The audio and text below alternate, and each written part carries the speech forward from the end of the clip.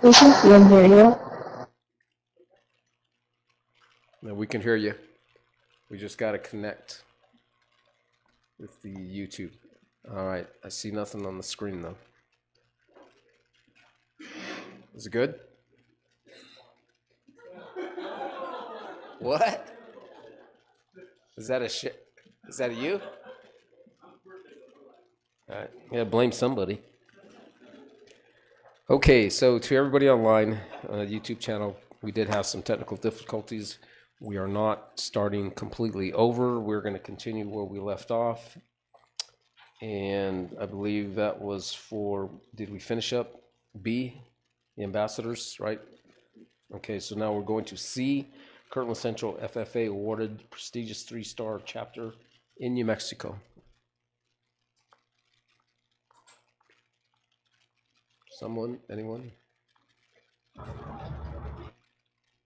Mr. Noble, after all the havoc you caused, come on back up.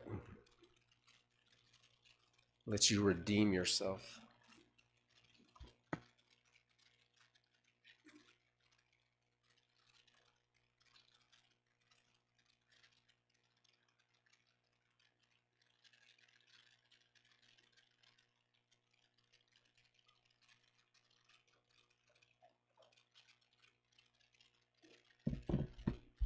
All right. Good evening, board members, board president, members of Board Superintendent Carlson. We just want to conclude this recognition with the Kirtland FFA program. Recently, on top of all the success they've had this season, they received an update from the National FFA organization that they've upgraded from a 2-star chapter to a 3-star chapter in their organization. And I might add too that they are just one of 2 chapters in the entire state of New Mexico to receive this honor, and the only chapter in San Juan County to be recognized as a 3-star chapter, any star chapter in the county. Kirtland FFA earned this distinction among nearly 10,000 chapters across the country, with only about 100 chapters nationwide reaching this gold standard that they've achieved. And so with that, congratulations, Zane, and to the Kirtland FFA program on this achievement. So congratulations.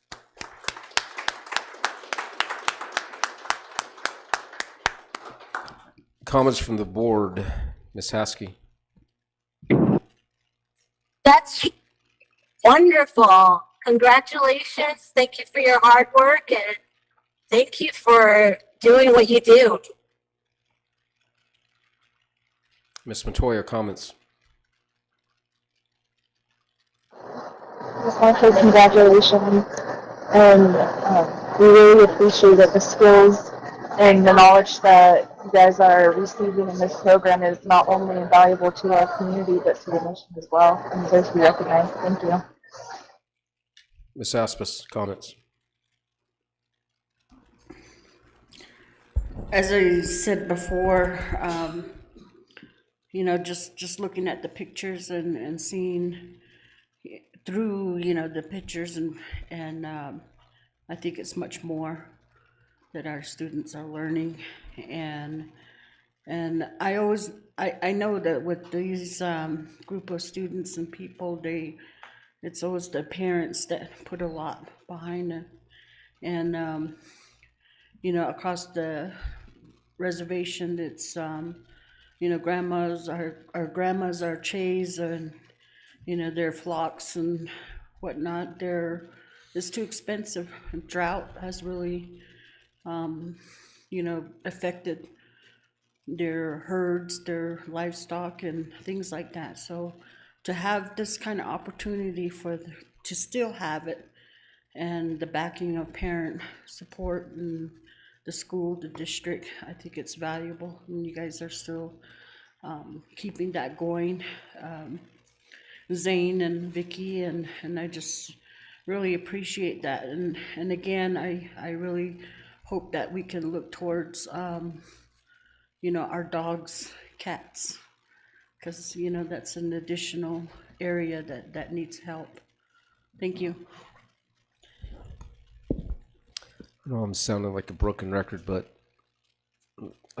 keep saying it because it's proven itself time and time again about having some of the best programs, not just in the county, but the state and nationally.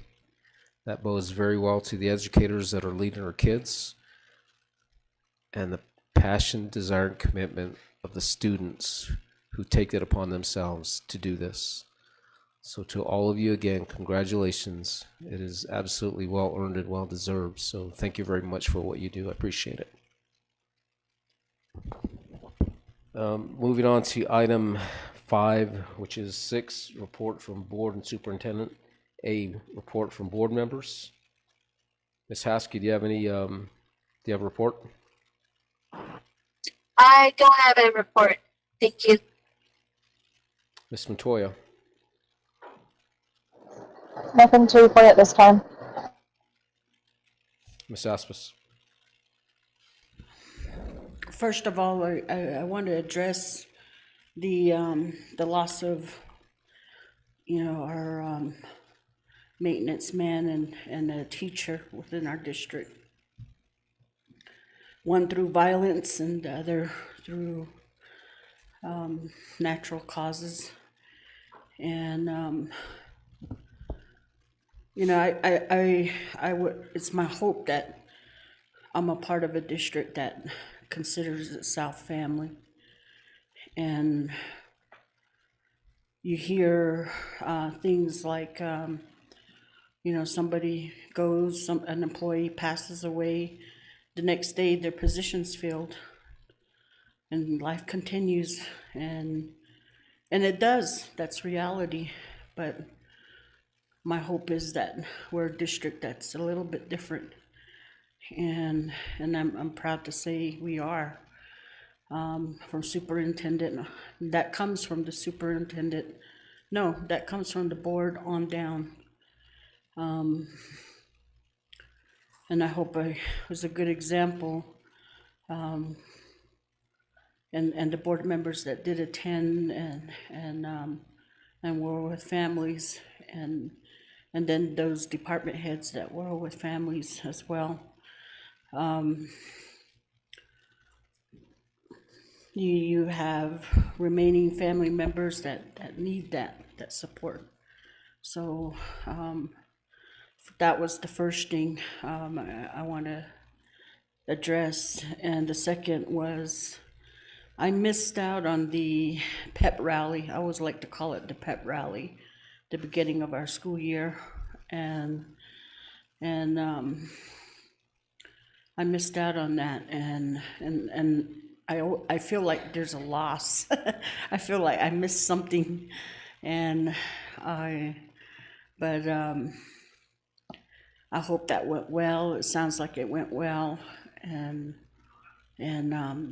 just take this opportunity to greet and say, I'm glad that those that are still employed and starting off the school season, that we do it in a positive and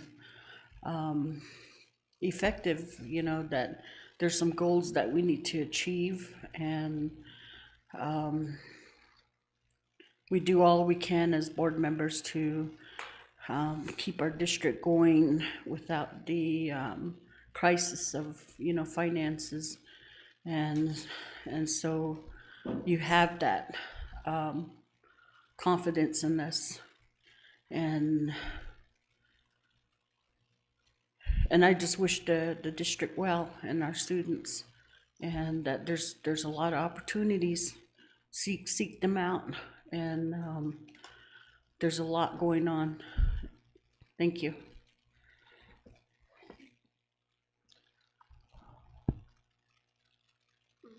This morning I was fortunate enough to be able to go down to Window Rock and attend the Navajo Nation consultation with CCSD and the ICO department to report on the, it's called, I'm not going to get too deep into it, Central Consolidated Student Needs Assessment Report. It's a report that's required by the PED, and we have to, in conjunction with the Navajo Nation, have consultation with them. They want to hear what we're doing, how we're going to achieve success, or certainly better success. And I was really pleased that their responses were very constructive. And a comparison was certainly better than most. And that's to say that there's certainly some work to do. The people from the ICO know that and understand that, and they're working towards that success, and the acknowledgement that it is a work in progress. But the information that was presented, and I have that, will be disseminated over the next couple of days during the strategic plan. And I think that information is very valuable to help guide the school district as well too. So to those individuals from the ICO that went down there, I truly want to thank you for the effort that you guys put into the document, and am very positive that it will be very beneficial for all of our students. So thank you for that. And with that, we can move on to item B, reports from the superintendent, general and reporting of student travel requests, fundraising requests, gift donation approved administratively by the superintendent. Mr. Carlson. All right, Mr. Montoya, I do have 3 requests for approval of gift donation, and I'll go ahead and read those and then make a few comments after that. The first is from a donor was the Partners with Native Americans, and that's they're down in Phoenix, and their donation was to Eva B. Stokely Elementary School. They're donating to pre-K through 5th grade students school supplies for 280 students, valued at about $5,000, because they include backpacks. And that's very generous, and we appreciate that donation. We don't even have 280 students down there, so apparently there's going to be some extras. We also have a donor, the Texas Tech Alumni Association, the El Paso chapter, making a donation to Newcomb Middle School, 25 sets of school supplies from the school supply list, valued at about $500. So thank you to the Texas Tech Alumni Association. I have a third one that actually just came in, I believe it was today. And I am not going to read the donor because they would like to remain anonymous at this point. But the donation is to the Judy Nelson Elementary School, and is a book vending machine valued at $8,890, which is a very, very nice gesture from the company that I'm not going to mention from our area. Anyway, so that said, I do also want to address something that I apologize for having a little bit of ignorance about this particular topic until today. This morning I got a flurry of emails, and all these were from parents who were expressing concern that we have a partnership with ASU that we have had recently. And the concern from parents was that this partnership might be discontinued due to preliminary discussions about dual credit program options. Well, I immediately went to my team and said, what's going on here? And can I get the lowdown on this? So this is from one of the team members, and I'm not going to use names for any of this, but the actual program status is this. We are not discontinuing our partnership with ASU. There was never a district decision to end that program. That's not something that was ever discussed. The only operational adjustments involves verifying that ASU instructors hold valid New Mexico teaching credentials to comply with NMPED distance learning mandates. Licensure and course timeline. Following our meeting with ASU today, we confirmed they have 11 total instructors assigned to CCSD. 2 are currently New Mexico licensed, covering English 9 and 10, while the remaining 9 have submitted reciprocity applications and have until October 9th to provide their New Mexico certificates and Power School forms.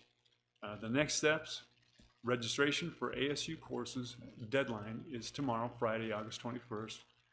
The ASU parent meeting remains scheduled for Tuesday, next Tuesday, August 25th at 6 p.m. and student access goes live on Wednesday, August 26th.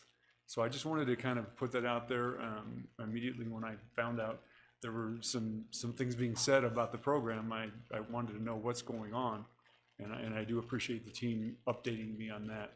I believe that this is going to be a good resolution. We can continue on with this partnership as well as other dual credit partnerships that we have. So thank you for letting me say that. And that's all I have right now. Thank you, Board President. Thank you. So now we can move on to comments from the audience, which would be item 6. And I believe we do have some. Madam Secretary, if you would, please.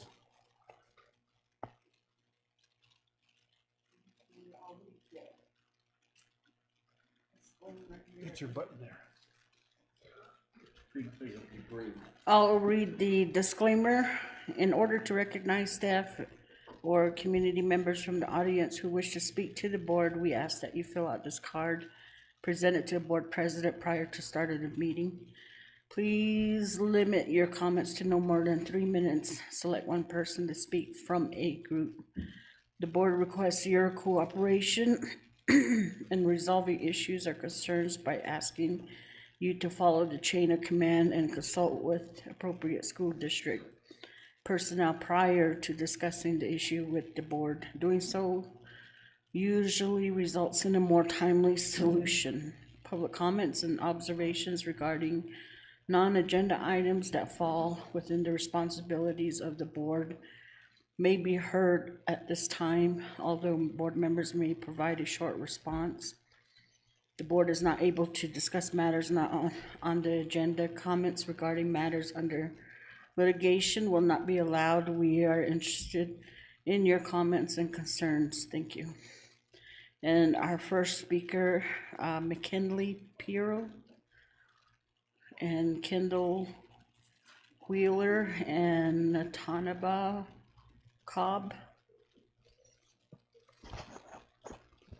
Just to let everybody know, Madam Secretary, those 3 young ladies came up to me and asked if they could read, because I know you were all out there working on it, right?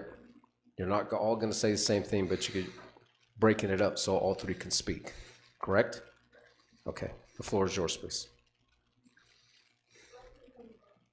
If they go over a smidge, okay. Just a smidge, though.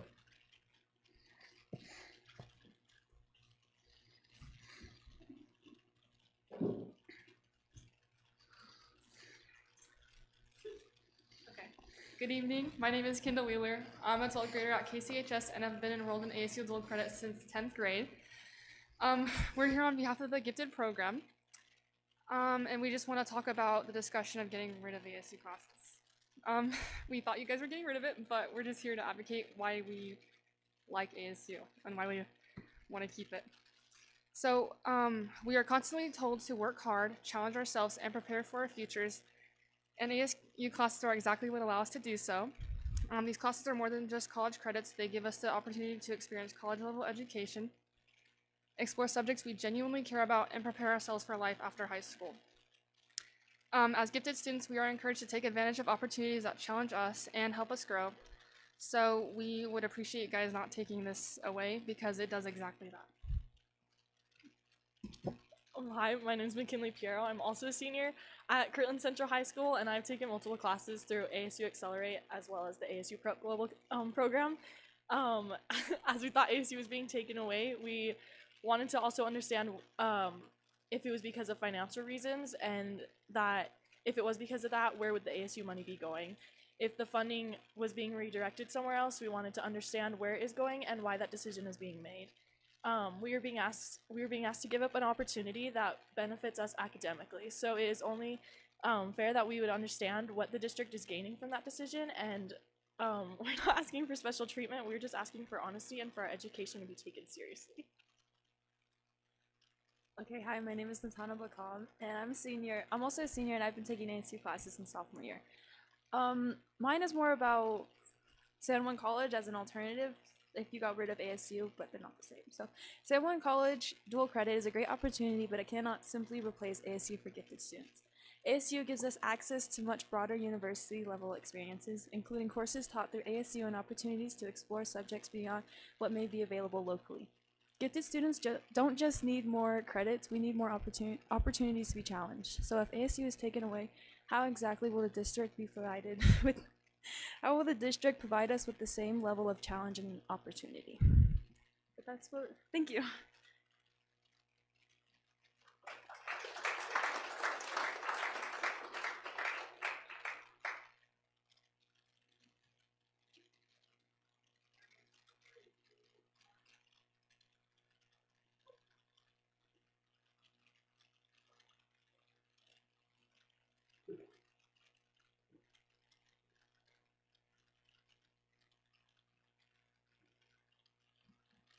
All right. Good evening, board. I'm James Marsh.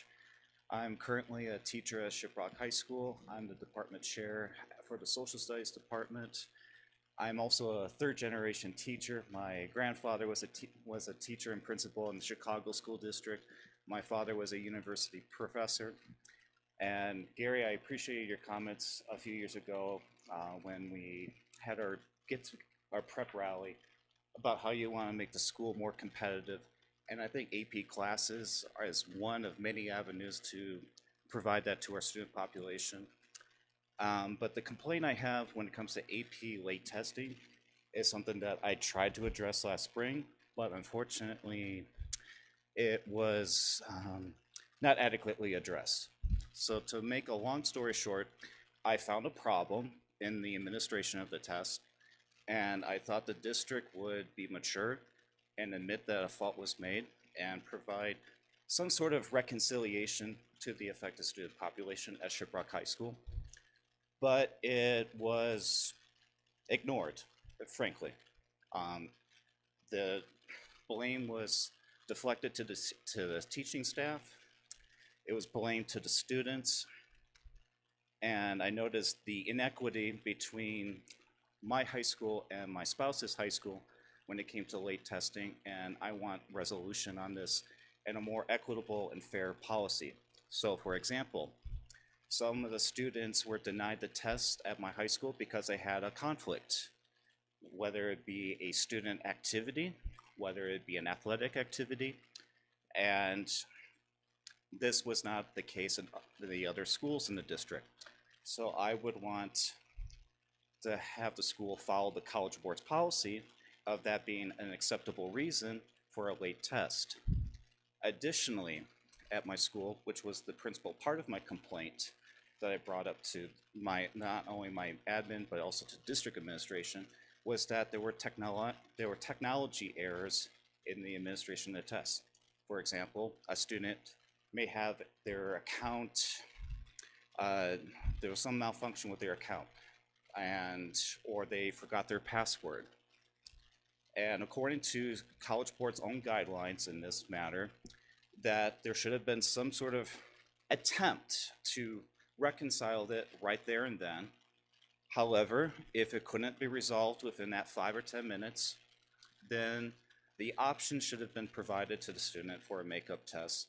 But unfortunately at my site, my students are not informed of such a possibility, and I find that to be unacceptable because I believe in my students.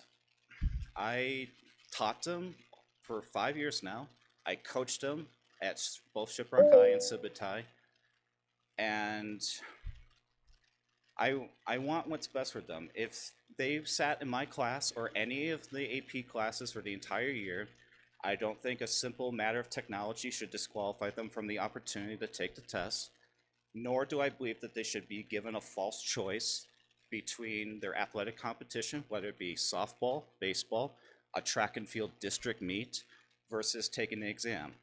Since we have the ability and there's no financial penalty to take a makeup test, I think everybody should be able to make a formed decision when it comes to taking that test. So if the student doesn't want to take it, then it's okay, but we shouldn't try to discourage them from taking it by telling them that they would incur a late test fee and so forth.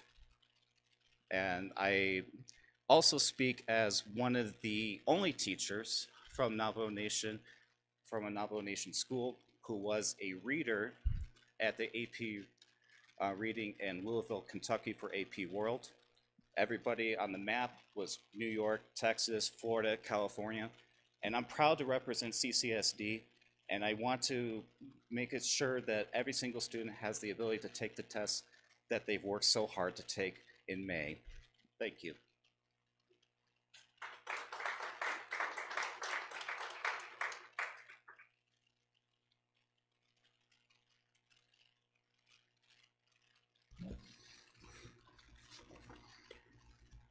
Our next speaker is Marcy Thomas.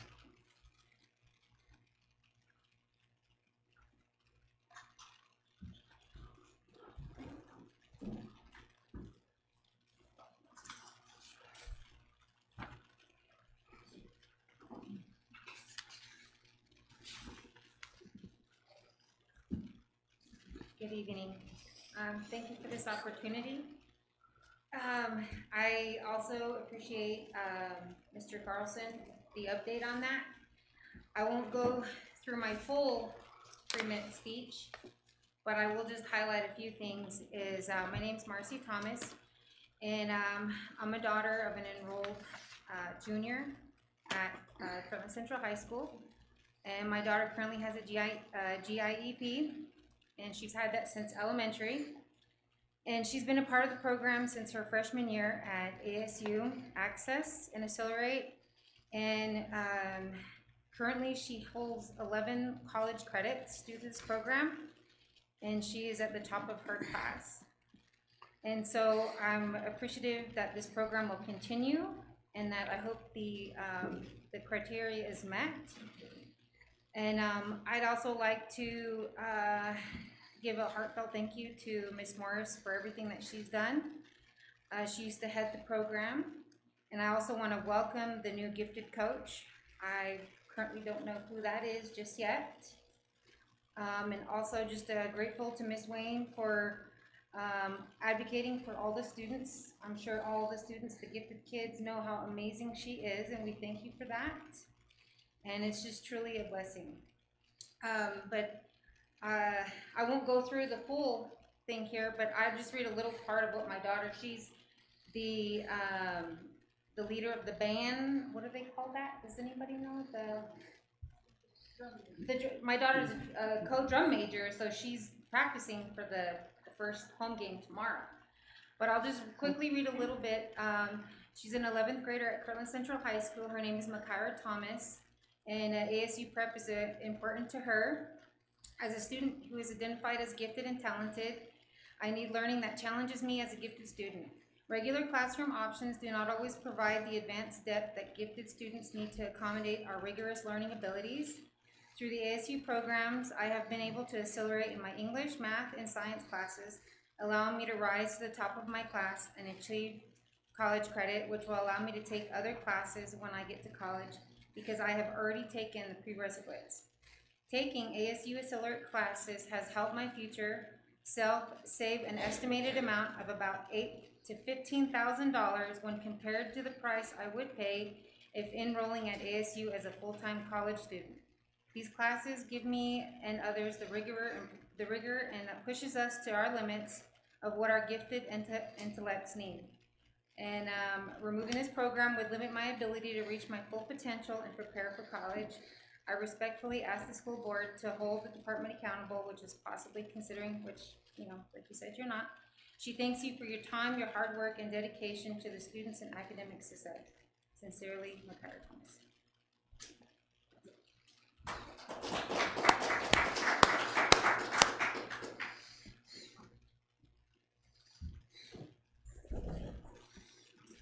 Our next speaker, Nicole Wayne.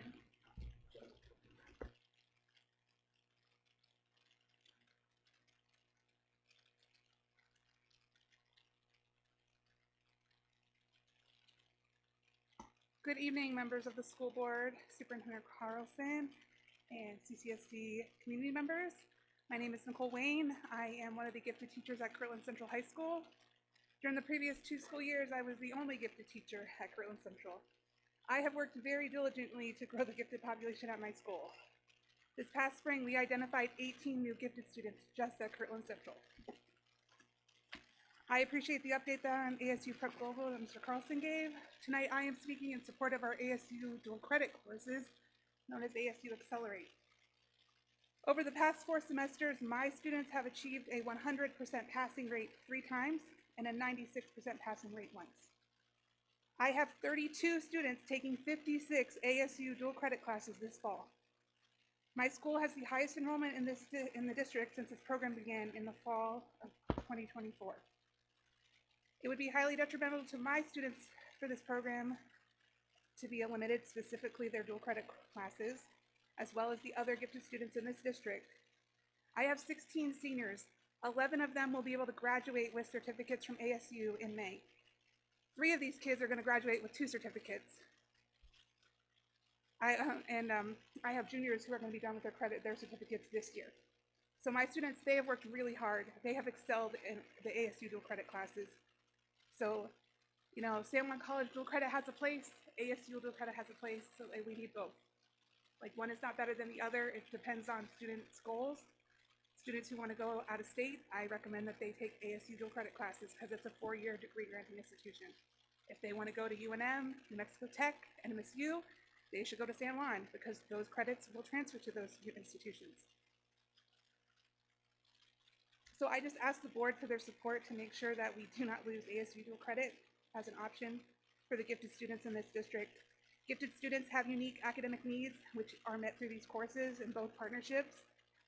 And I have letters, which I left at my spot. I'll get them for you. I have 6 letters that students wrote to you to self-advocate. Self-advocacy is really important in my classroom. Students of mine spoke tonight I did not know what they were going to say, but it makes me really proud that my students can do this because I raise my students so that they can grow up and be active citizens, and I think they demonstrated tonight that they're going to be excellent when they go to college. So I'm very proud of them, all of my students who wrote letters to you. So I thank you for your time.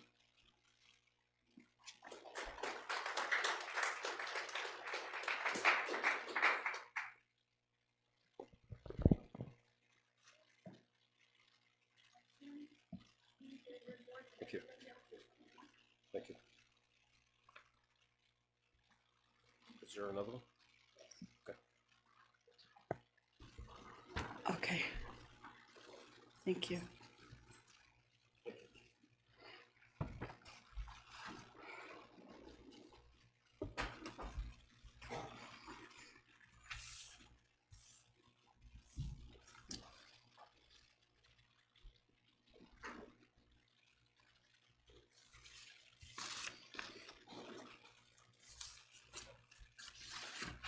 Okay, there was one that was emailed to superintendent, and it's part of a survey, but the Miss Alana George writes, I would like to request for a Diné immersion program in the Kirtland area. Right now I see that programs are offered in Newcomb and Shiprock,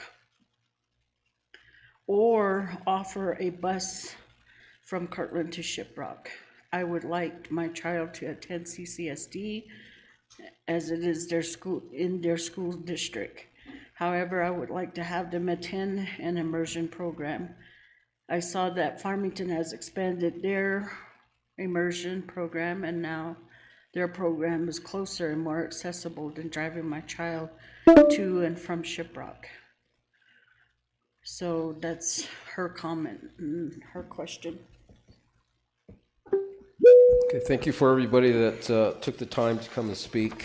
And generally speaking, again, it states in our requirements that although board members may provide a short response, that I'm going to do that. And it's obvious and clear that everybody understands that we are not going to do away with that program. And I appreciate everybody's passion in wanting that, because I've said this before, I'll keep saying it until I leave, that we're here to try to provide as many opportunities as we can to our students in each one of our communities.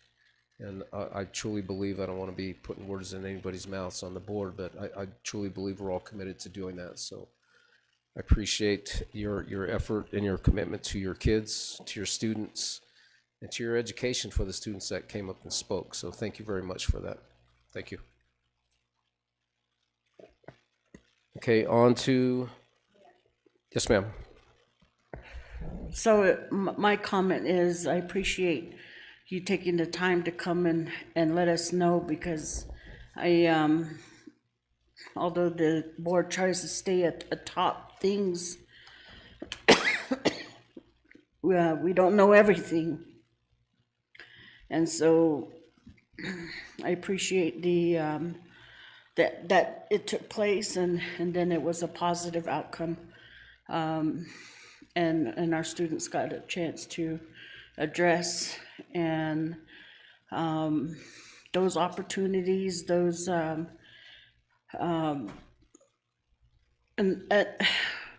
quite seriously, I kind of upset of the technology and preventing that test from occurring. We've had students that have gone on to Stanford and from Shiprock and prior years, and I think we miss a lot of opportunity as far as our students going to, you know, Ivy League colleges or wherever.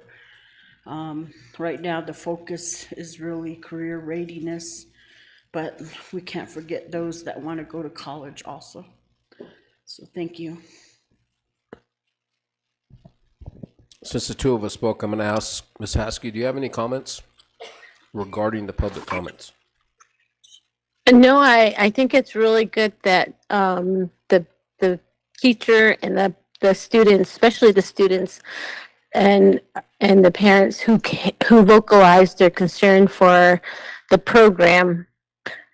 I think it's a really good skill to be able to learn to advocate, learn to speak up for the things that you're passionate about. And I'm glad that you are here to provide that public comment, even though it's going to continue. I mean, it's good that the program's going to continue, but I'm really glad that we have students that are showing their leadership and really attribute to their parents and to staff to show our students how to advocate for things that they're passionate about. So it's great. I appreciate that. Thank you for all your public comments. Thank you. Ms. Montoya, any comments? Just mirroring what the other board members have said, we really appreciate your time and coming out this evening to voice your opinions and put those comments out there. We really do appreciate it. Thank you to everybody again. I just want to say also to the administration and the superintendent, he informed me immediately. And I knew I didn't even have to say, because I figured it was going to get addressed, and it did. There was a lot of follow-up emails back and forth. I was paying attention to them. I was reading them. And so I just want to thank him for his attentiveness. And also to everybody understand, we're up here advocating on your behalf. You guys allow us to do this for you. And at the same time, I just appreciate the responsibility that you take upon yourself and teach your kids to do the same for themselves. So thank you all for doing that. Thank you for being a voice, because quite often, I told some people today, if you don't tell me, I'll never hear it. And if I don't hear it, I can't help you. So thank you for that. I appreciate it. With that now, we can go ahead and move on to item 7, reports, no board actions. A, accounts payable disbursements, board report, summary disbursements listing, outstanding check listing, expenditure report, revenue report by Stacy Gallagher. He's on 8. We're not going to take it out of order, but we'll just bump him in that suborder. This report is typically called the Christina Aspis report. So this is the board summary report for July, and the one unique thing about this report is that July is our first month of the fiscal year, so everything that is for the month is also for the year to date. So I'm only going to read for the month because it's the same for the year to date.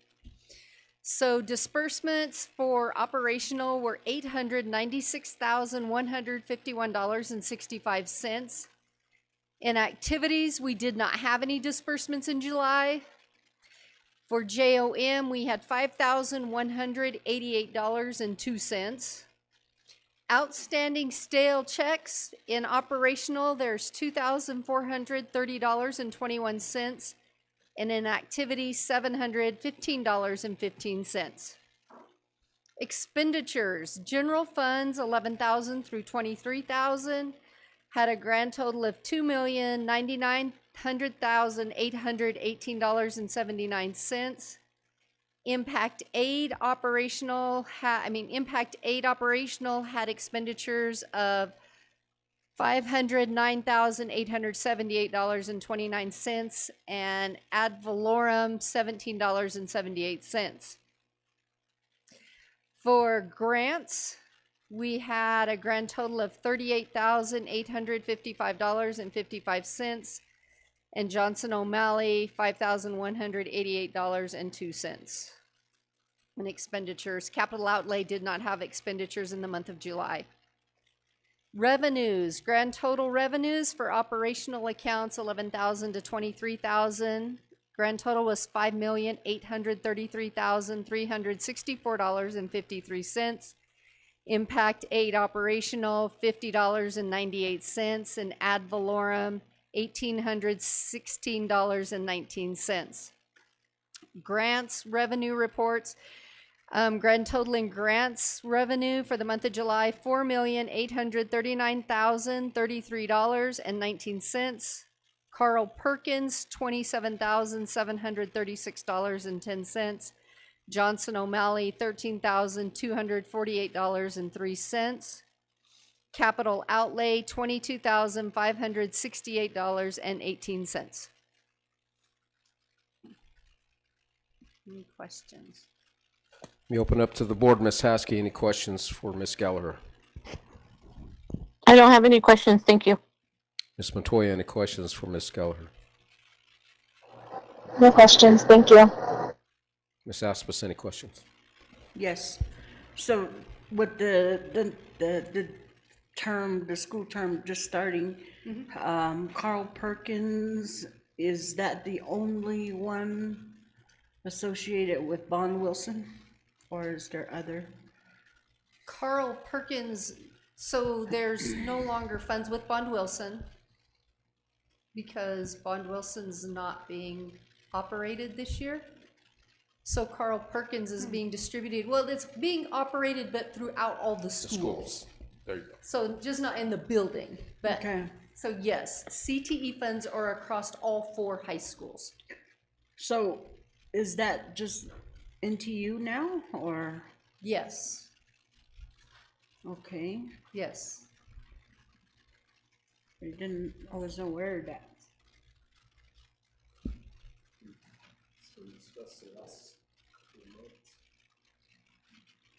The only one that I heard the changes on was the career prep. No, we pushed CTE courses, all Bond Wilson classes were pushed out across the district. Newcomb got culinary arts, construction went to Shiprock High School. I can't remember them all off the top of my head. IT and welding, I think mainly went to Kirtland Central. So it was dispersed out, so students at all schools. And then career, Eagle Peak is getting 3 of the programs there to start rebuilding their school into something new. So those programs and that equipment and everything was pushed out to the buildings. Okay, so for that same Bond Wilson, what it had to offer is what other funding was coming in besides? So there Carl is Perkins? a couple of different CTE funds. There's Carl Perkins, there's Innovation Zones, there is just CTE funding. So, and those were the only funds coming in for that program there. Oh yeah, EEW. Next Gen. I knew I had that one on the tip of my tongue. I was like, which one is it? What's Yeah, next gen. EEW?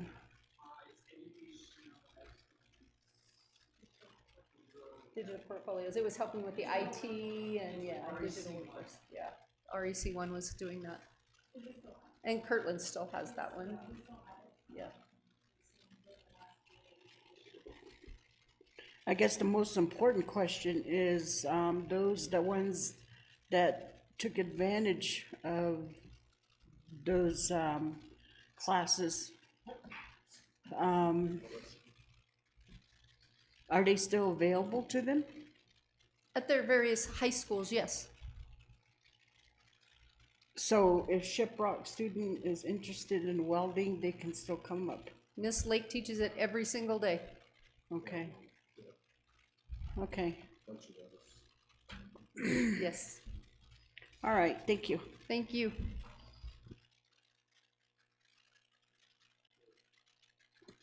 We go ahead and move on to item B, Newcomb Elementary School update on gymnasium. Mr. Armenta.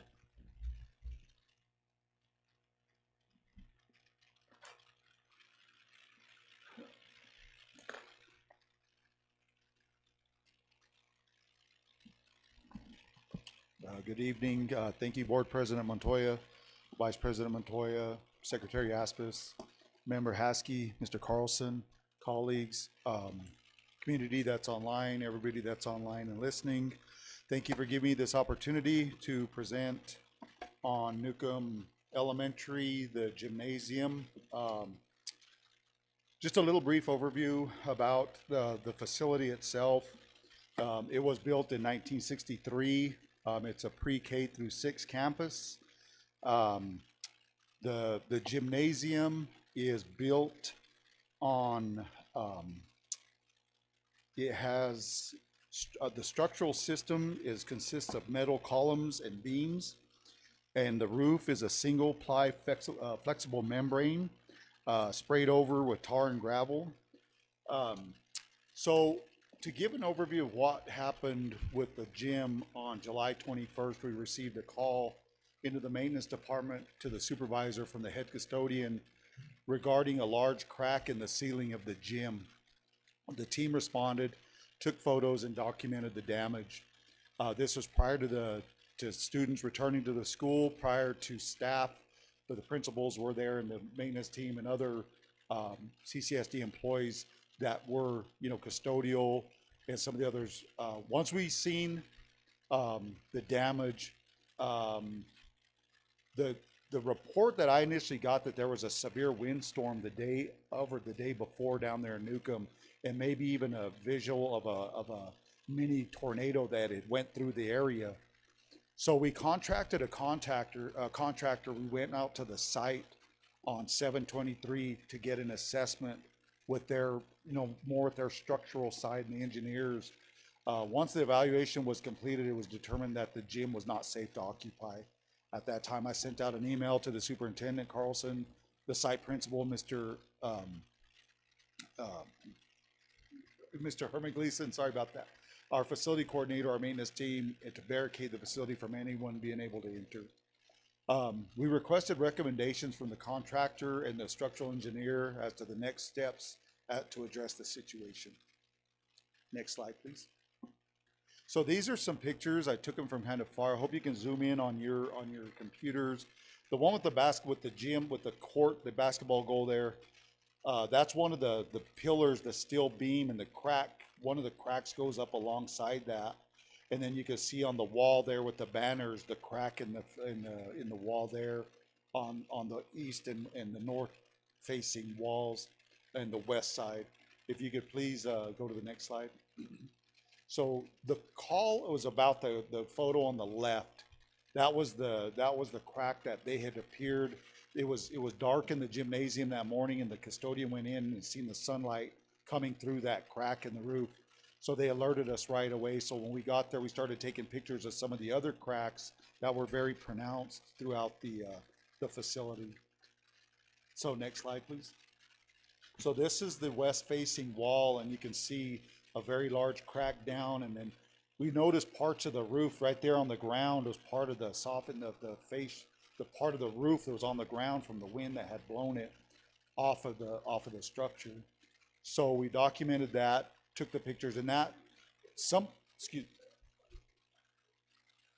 it's the actual cap, because it's a flat roof. It's a part of the cap that goes over from the stem wall, from the side of the actual wall. So whenever we met and looked at that, some of these, you know, because the structure is pretty old, some of them we had repaired in the years past and filled those, but with the settling and the movement of the terrain, some of them cracks were getting a little bit more apparent. So took that to document and just to see. This next slide was actually a video, and I'll email that to the board. It's a good video that's the actual corner of the roof where that's where the piece of the roof had flown off, and that's the north-facing parking lot towards the chapter house. So to the right of that picture would be to the east. So that piece literally flew over the whole gym and flew and landed in the west side with that windstorm that had come through. So this was a video. I just did a screenshot because it wasn't uploading for me, but I'll send you that in an email so you can see the actual roof and the condition. So about 1.5 feet in on that picture is where the actual crack for the separation of the building from the actual the main facility where that split came and that we've seen in the interior. So next slide, please. So we, with the contractor I spoke to, his recommendations and cost, that there will have to be an environmental assessment and remediation before anything is done. We want to look at the mechanical, the plumbing, the electrical, the life safety systems that will need to be evaluated in that building. We want to be able to bring the building down in a controlled environment because we're just afraid that another storm, maybe a lot of wind, snow could detrimentally impact the facility. So they're going to bring in a structure engineer because the north and the west walls, the flooring, the roof structure, and the foundation, with being able to bring it down because some of the walls are still attached to the school. It's that west wall and the north wall that are not attached to the school. So they want to be able to bring those down in a controlled environment and then bring back in dirt and to redo the drainage and anything, and so that there's no hazards or any potential hazard there. So we would bring in field dirt with another soil to eliminate the hazards. And this is a very, very rough estimate as to what it would. We're looking at probably around $680,000 to do that in an 8-week time. So the next slide, please. The second recommendation was to stabilize the existing building structure, which would still need an environmental assessment, would drill down with helical piers every 4 feet along the perimeter of the north and west walls on the exterior side of the building, and the south and the east walls would have to be done on the interior side of the gymnasium. So they would come into a structural evaluation and get direction from the engineer due to assessing the foundation of the south and east walls, and the existing flooring would have to be removed about 12 feet. The entire length of them walls, they would have to remove that and then replace that and refinish the gym floor to make it usable. And that would be around about $2.5 million to try to keep it or as a usable space.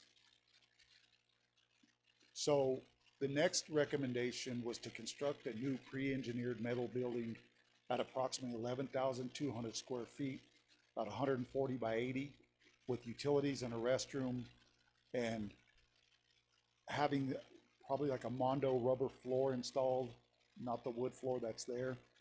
And we're looking about $4.2 million to do that. So these estimates were based off of the site survey, and it will definitely depend on the environmental and structural and architectural recommendations. I wanted to get some numbers to you so you could kind of evaluate what we were looking at. When I talked to Mr. Gleason, I did tell him that at the time with it being closed, if the students could walk to the Skyhawk gym in the meantime while that gym is closed. And I know that in the new design of the new Newcomb Elementary School, that the cafetorium is being proposed and not a gym. We wouldn't even have a gym with the new elementary school. So if there's something that we want to do, these are the options that we're looking at. Definitely the first thing that I would like to do is to bring that building down in a controlled manner so that we can eliminate it falling in unexpectedly. I think it's the last slide. So with that, there was one more slide. I'm sorry, Ms. Ray, if you can go back one. I did talk to Palms and Associates. I did call the insurance company. I did fill out a claim. I did speak to the representative regarding the structure and the windstorm, and he said that they would they're in a very preliminary stages of an investigation, and they would like to find out the causation as to if that windstorm did really cause that this could be covered under the policy that we currently have. So I'm waiting to get more information from them and for them to do their investigation as to the facility. And so with that, I just have questions. Question from the board, Ms. Haskey, any questions? And when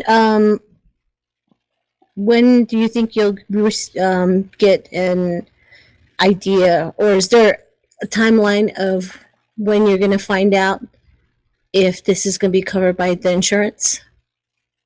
Thank you for the question, Ms. Haskey. The representative that I spoke to that covers our district from Palms and Associates, he sent me the paperwork. We got it turned in. They would like to have an adjuster out next week. So I sent them all the photos. I sent them the videos, the photos, everything we had. I pretty much sent them the correspondence that we had between the contractor and us and with everything. And so he started putting the case and getting the claim together. So hopefully we'll have a insurance adjuster out on site next week. Okay, thank you. You're welcome. Ms. Montoya, any questions? No questions. Ms. Aspis? Is there, while you explained your plan A, with Palms, and is there a plan B? If it's not, if they don't take it? So the numbers, thank you for the question, Ms. Aspis, and the numbers that we initially looked at is we would have to just, my next plan B would be, because we were looking at demolishing that site when we're gonna build a new school anyway, is to reach out to PSFA and see what we could do with the demolition of that school that would have been incorporated with the construction of the new Newcomb Elementary. So we would, either way, we were gonna have to have it remediated, we were gonna have to have the asbestos. There would be a lot of things that we needed to do prior, you know, when we were looking at a 2-year to build the school of the Newcomb L, we were gonna have to keep that school going while the new one was built anyway. So we're still looking at that facility and use another at least 3 years if we were to break ground next spring.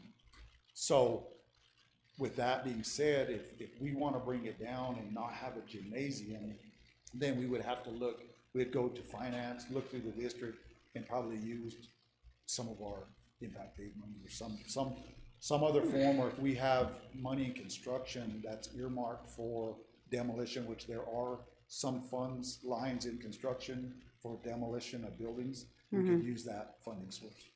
So, I guess with this plan B, our board attorney, is she listening or is she here?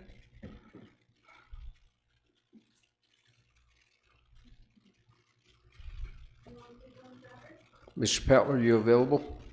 Go grab her. Please. Here she comes. Chair, the question?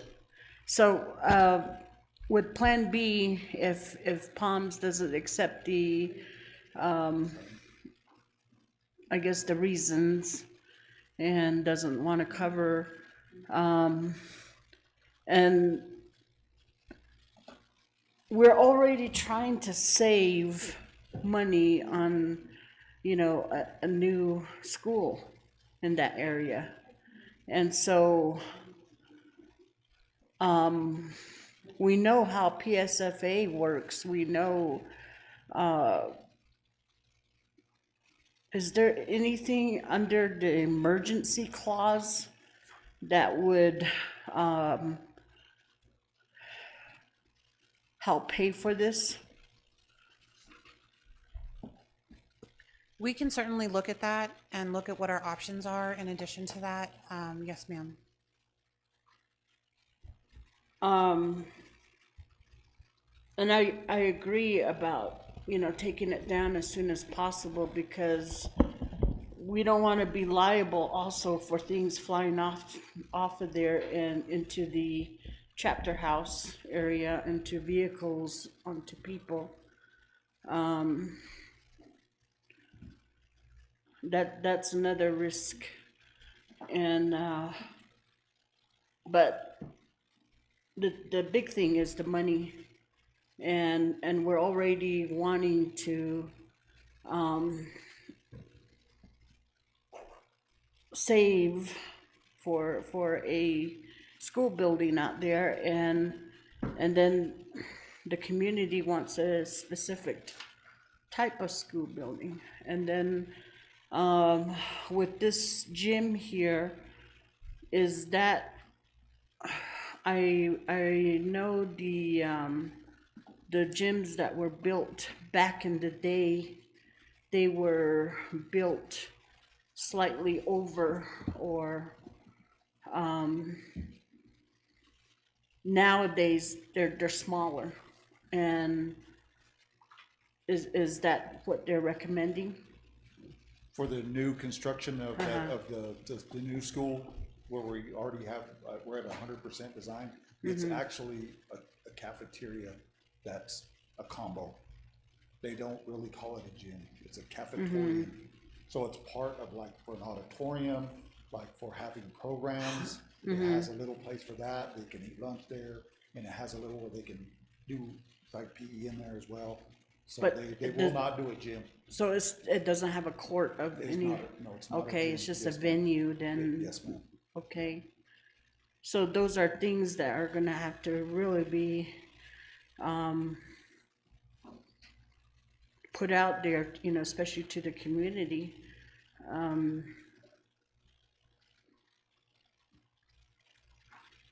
That's kind of was my thought with the Skyhawk Gym for the time being, for them to be able to access, to do whatever they needed there from Nucamel. I know that in some of our language in design, in, like, say the design of the new elementary school, then in that is actually demolition of the existing school that it's going to replace. But they know that we need to still occupy that school while it's, so the demolition wouldn't come till way after the new school is built and already up and running. So you're talking, I know the demolition is in the verbiage of once the new schools are built, and they will, it's part of to demolish the old site. And so I think that's something that we're just having to do it prior to us completing the new school. We're gonna have to start the demo of that portion early, because it was gonna be demolished once the new school was built.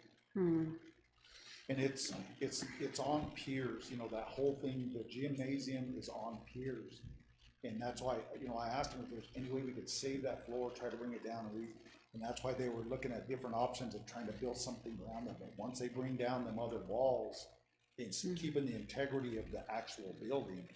They're saying that, you know, for all that money, they'd have to build something away, and it would just be a lot of money to put in it. You know, we're gonna build a new school. So I just wanted to figure if we could get something for them students.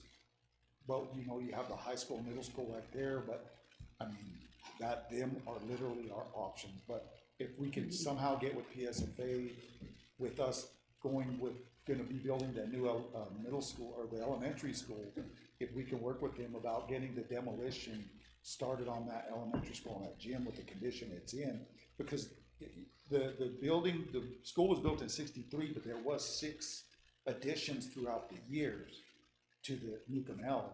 So I don't know exactly, because I know PSFA with their weighted index of how that building was weighted and scored, that even 13, 20, 23 years ago, it was showing major signs of wear and damage and settlement. And that was as of a report that was done back in 2003.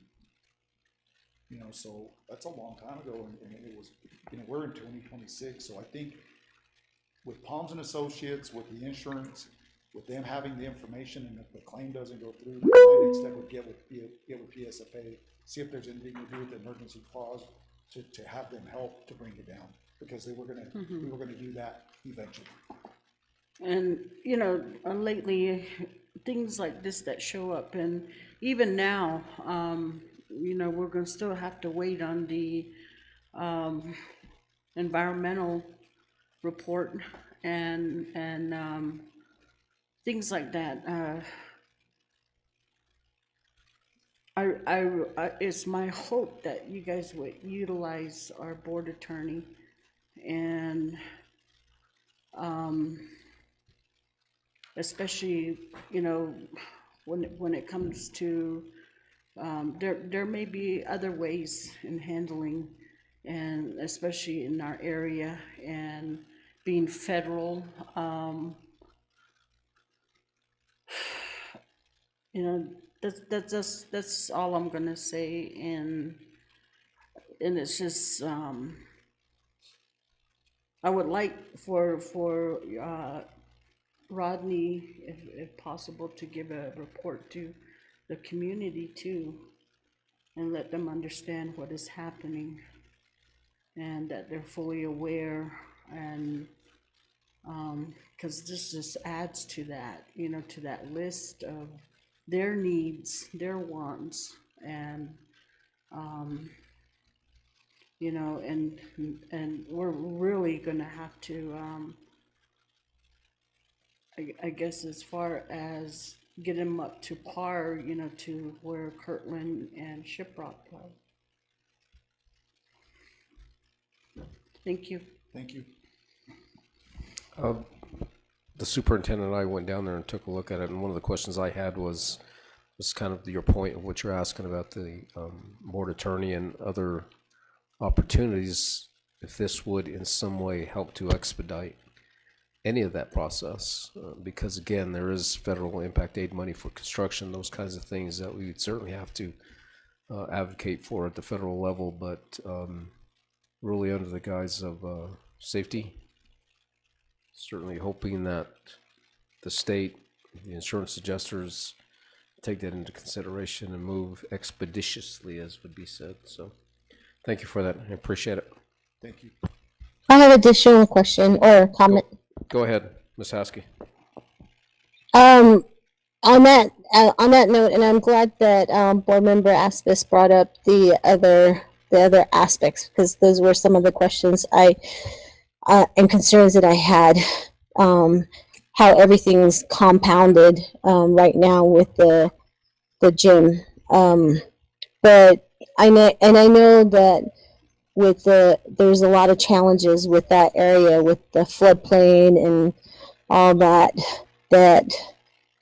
maybe we can advocate, or maybe board attorney can reach out to our council delegate to see if we can work with, or she can work with PSFA to be more amenable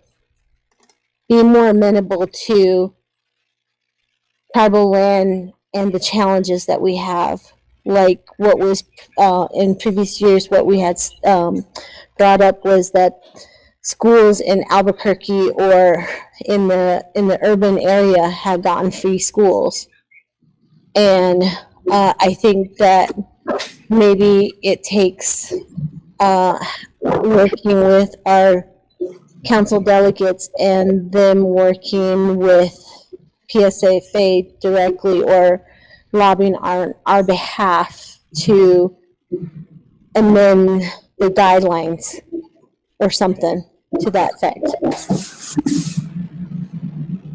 Board President, absolutely happy to do that. Even our state representative.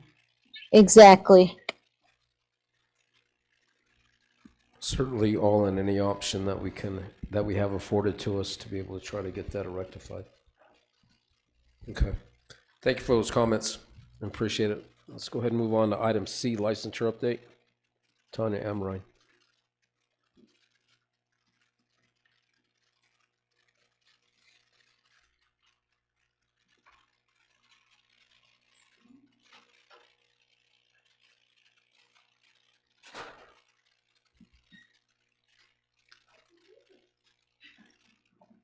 Not that we really needed him, but go ahead. This is interesting information. All right. So, the question posed was about licensure and for our certified staff. Who's in compliance, who's not? What's the district's plan and timeline for ensuring compliance? And how do we monitor that? So here we go. We utilize, it's called School ERP Pro. It's the business administration software. Hi everybody, sorry, I forgot to welcome everybody. It's the software that we use for financial and human capital needs. And then all licensed staff are tracked through School ERP Pro, which we still call iVisions, and we do this in the Human Resources Department. Stop me anytime you have a question, by the way. Staff licensure information is also entered and tracked with PowerSchool by the DART department.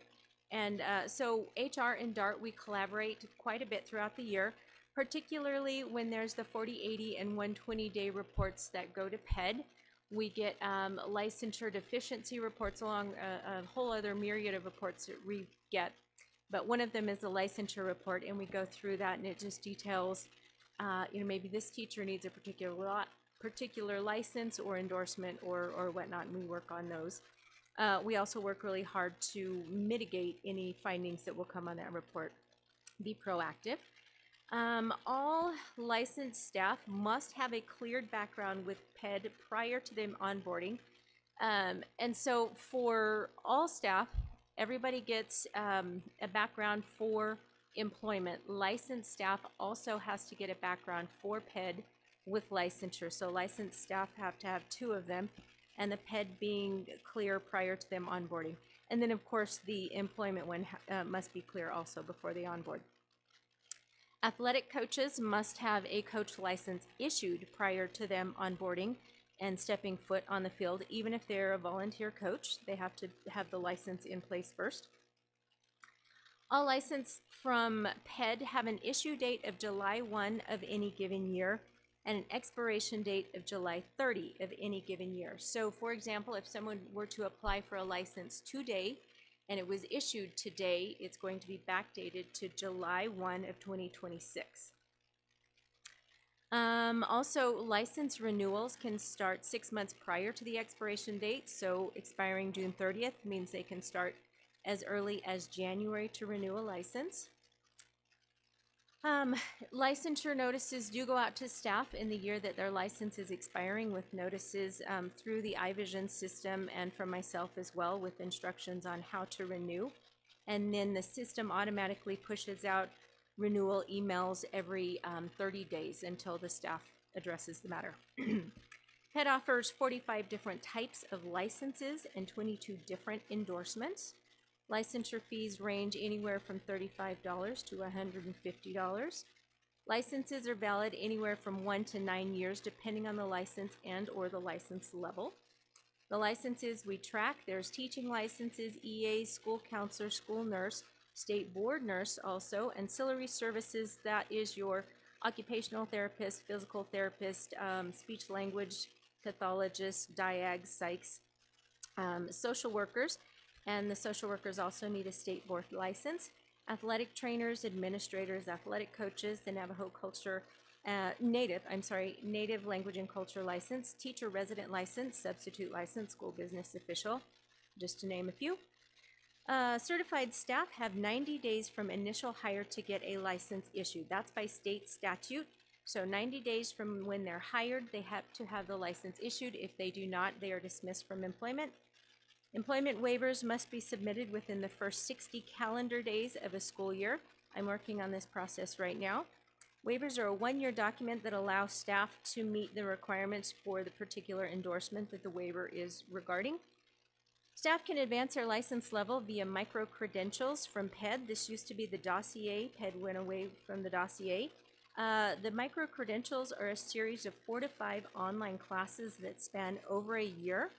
Upon completion, staff that have taught on their current license level for at least 3 years can then advance to the next level.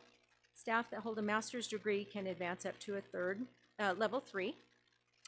I didn't put this on here, but all teaching licenses have 3 levels, 1, 2, and 3. Level 1 is the initial license, and anywhere after 3 years, but before 5 years, they have to advance to level 2. Once you get to level 2, they could stay there as long as they like. The third top level, like I said, with a master's degree is a level 3. All licensure information can be found there on that particular website. And then stats about us. So currently, can you scroll up a little? Thank you. And this information is particular to the folks in the classroom. So what I mean by that, like the first number, 402 staff have teaching licenses. Like I have a teaching license. I'm not included in that 402. That's specific to the classroom. 18 staff have ancillary,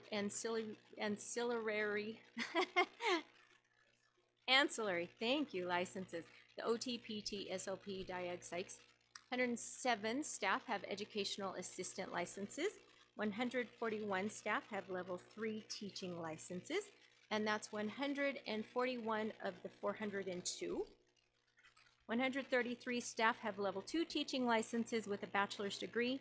38 staff have a level 2 teaching license with a master's degree. 47 staff have a level 1 teaching license with a bachelor's degree. 10 staff have a level 1 teaching license with a master's degree.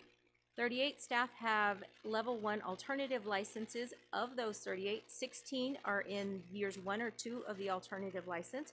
4 are in year 3, 4 are in year 4. 13 have completed the program. 16 staff have the native language and culture, also known as the 520 license. 17 staff have school counselor license. 14 of those counselors are level 3, 2 are level 2, 1 is a level 1. 7 staff have licenses pending with staff. These are the new hires pending with PED. 6 of those are teachers. 1 is an educational assistant. 7 educational assistances must advance to a level 3. All the others are already at a level 3. Of those 7, 4 are in a master teacher program, which is a series of online courses and tests that the EA can take to advance to level 3. 1 can advance via credits, so that's another opportunity that PED allows EAs to advance if they have enough credits, like an AA degree. And then 2 have advancement applications pending with PED right now. 11 teachers need an endorsement for TESOL, 6 need an endorsement for gifted, 2 teachers need PE waivers, 1 needs a waiver for art, 1 for reading, and 1 for FACS, which is family and consumer science. So, questions on that? Questions from the board. Ms. Haskey, any questions for Ms. Emery? Yes, I do. In terms of all the number of teachers that we have in the district, are there any long-term subs that are in the classroom, or have there been in the spring that were in the classroom? And with the number of teachers, or positions, what are we doing to address that, if that's been an issue? And I'll leave it at that right now. Yes, so last week at the board meeting, I did a positions report and talked about the number of long-term subs, and I'm sorry I don't remember that number off the top of my head, but there was probably about 8 to 10 across the various different vacancies that we have. And in the week since, we've processed, quite a few new hires to address those vacancies. We've also incurred a few resignations along the way, so we now have some more vacancies. But all that being said, the substitutes in the classroom are fully licensed, and ESS and the building administrators work together to find the best fit for the classroom to meet the needs of the students. And I guess a follow-up question is, when we have the long-term subs and we're trying to find the qualified individuals to fill those roles, how long on average does it take to fill a, a position like that? Oh, that is a great question, and it varies. It really depends a lot on the type of position. If it's an elementary position, just general education, that's going to be a lot easier to fill than maybe a preschool special education position. That's like a unicorn to find one of those teachers. We've struggled we now have a band teacher in the Newcomb-Noshawty area, or we will soon. He's in the process of getting his license completed. But that position has been vacant for over a year. We do pretty good with PE positions. We're really set right now with school counselors, although a couple of years ago we struggled there. Social workers is another area that we seem to struggle. So it really just depends on the particular position that we're looking for. Also, the location plays into it. So if it's down south, there's an added layer to all of that. One of the ways that we have addressed that this year and in prior years are through the visa hires. So this year we brought on 7 new H-1B teachers to address the need. Last year we brought on, 20 something. I don't remember the exact number. Years prior to that, we've also added in some J-1 hires, different type of visa to address the need. So as budget allows, we look to those avenues as well.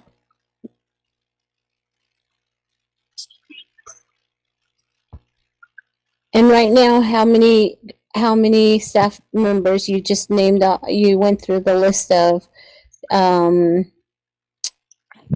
J-1 visa holders. How many right now do we have in the district? J-1 visas, I can answer that one. There's only 4. The number of H-1B, I don't know. That would take some calculating. 100-ish? Okay. Okay, thank you. Sure. Ms. Montoya, any questions? No questions. Ms. Auspis, any questions? I'm just wondering if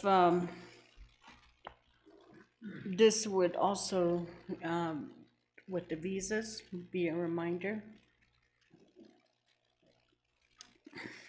A reminder to update what we need to do as a district to keep our visa people. We're good. We're all set now. We're contract is solid. We have PO in place, and we're working through the process. We're all set. So no surprises. No. Okay. Thank you.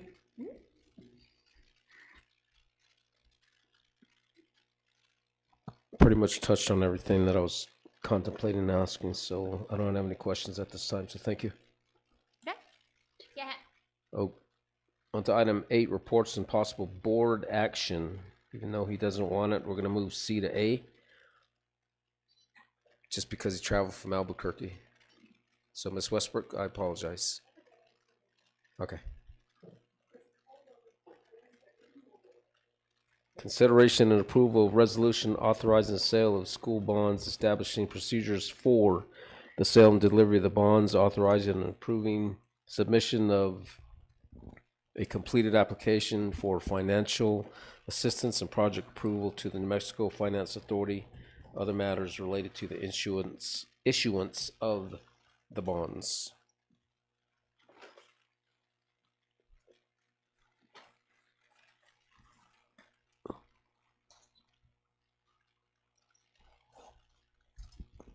Thank you, President Montoya, Superintendent Carlson, and members of the board. My name is Nick from Stiefel Public Finance, and we serve as the district's municipal bond advisor. I am going to touch on items B and C actually together, and they're related to each other. Yep. Earlier this month, Stacy and I submitted an application to the New Mexico Finance Authority on the district's behalf to get the process started for the 2026 general obligation bond sale. That was just a preliminary bond application. It does require the board's formal approval tonight in order for us to move forward. But the Finance Authority has a 7-week lead-up time, so we just wanted to get ahead of that a little bit. I'm not going to go through the entire presentation page by page, but I did want to just touch on a couple details because we worked with the Public Education Department last week to finalize tax rates for the upcoming tax year, which is 2026. And we were able to get some updated valuations and confirm that this bond sale that we're discussing tonight does not impact taxes in a negative way. On page 3, we can see the assessed valuations. That's what you all as a school board use as your pledge. It's the property taxes that would be collected from residents to repay residents, residents, non-residents, and oil and gas businesses that would be collected to repay those bonds. The valuation did go up and is expected to go up for 2026 about 2%. Your total valuation is about $784 million. As a school district, you can bond up to 6% of that total, which would be $47 million. That does require resident approval before you can issue those bonds. Right now, the school district has $20 million that the residents approved at the November 2025 general election. Tonight, we're going to be talking about selling the first phase of that, which would be $15 million that the voters have already approved for various school projects. The next page, which is page 4, shows our tax rates that the Public Education Department sent to the Department of Finance earlier this week. That shows a total residential tax rate of $10.127. Last year, the total residential tax rate was $10.125. So it would be a 0.002 increase after selling these bonds. From a residential standpoint, that should hopefully be pennies on a monthly basis that the residents would see from an increase on a year-over-year basis. And then the next page is mostly for Stacy and I, just looking at the outstanding debt that the district does have. You all paid off your existing general obligation bonds earlier this summer, so you just have the education technology notes, which were sold last year, outstanding. That is the primary way that you're able to issue bonds.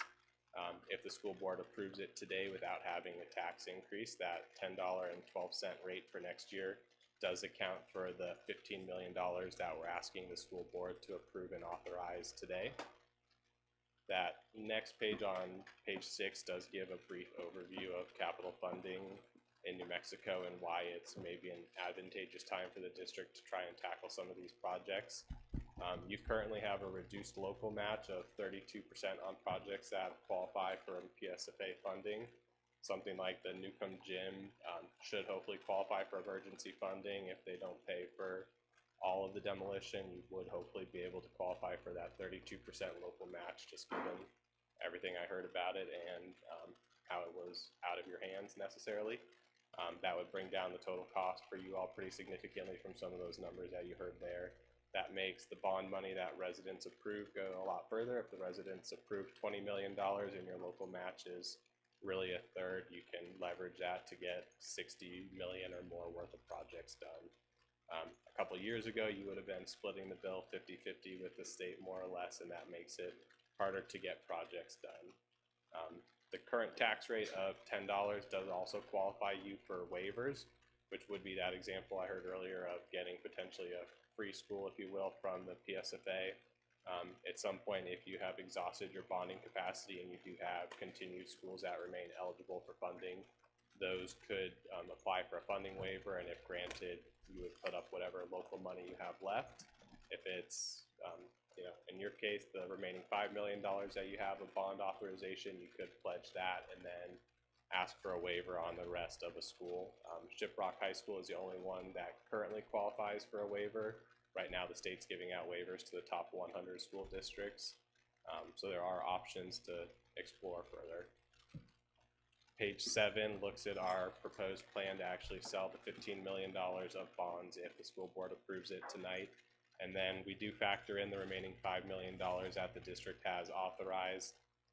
You're able to issue both the $15 million this year and the $5 million next year and not have a tax increase.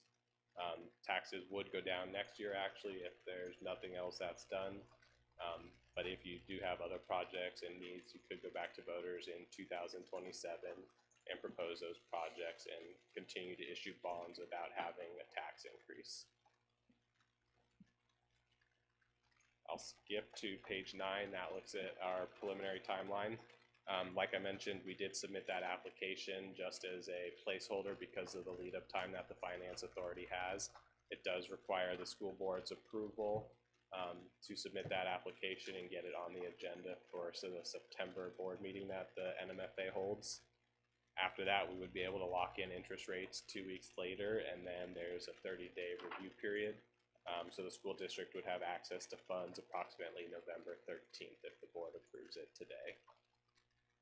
And then looking at the agenda, there are 2 different items on there. One of them is the school board approving that application to the New Mexico Finance Authority. The second item, which is number C, does give delegated authority to Superintendent Carlson and Stacy to go ahead and proceed with the bond sale.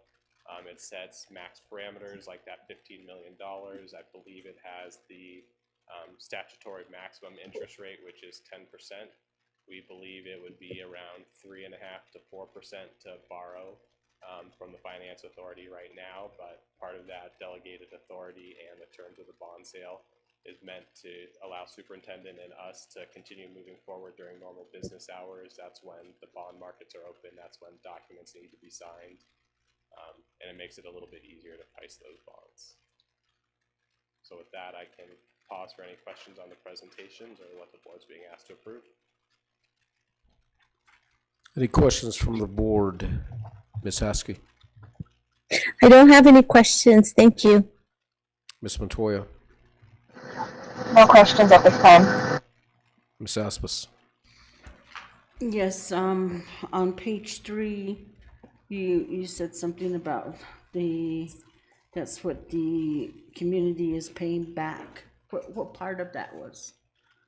Sorry, I meant to say page 3, that property tax is what the school district is using is the pledge to repay the bonds.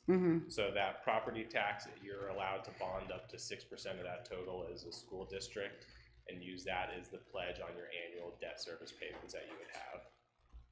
And so we, as a finance firm, work with the Public Education Department and the Department of Finance to help set the tax rates every year. Part of that includes the debt service levies. And that debt service levy is what is actually used to pay the general obligation bond debt. And then you have a second levy, which would be the education tax levy, as well as the operating taxes and the SB 9 taxes. And so seeing this split here where we have, the residential value being $118,000 for 2026, we have non-residential being $665 million, and oil and gas is a little over $1 million. That ends up being a pretty good split compared to a lot of other districts where you have not a very large residential value. I know if you see a larger non-residential value, that means the businesses are going to be picking up more of that bill that the district is using for the pledge to repay the taxes. Right now, residential value makes up maybe 1/5 of that total, so 20% of it is being repaid by residents. The rest of it is coming from non-residents and oil and gas. I know many residents probably own businesses in the community as well, which is factored into that non-residential value, but there are some large corporations as well out here that put a big part of that bill. Any other questions? Mr. So.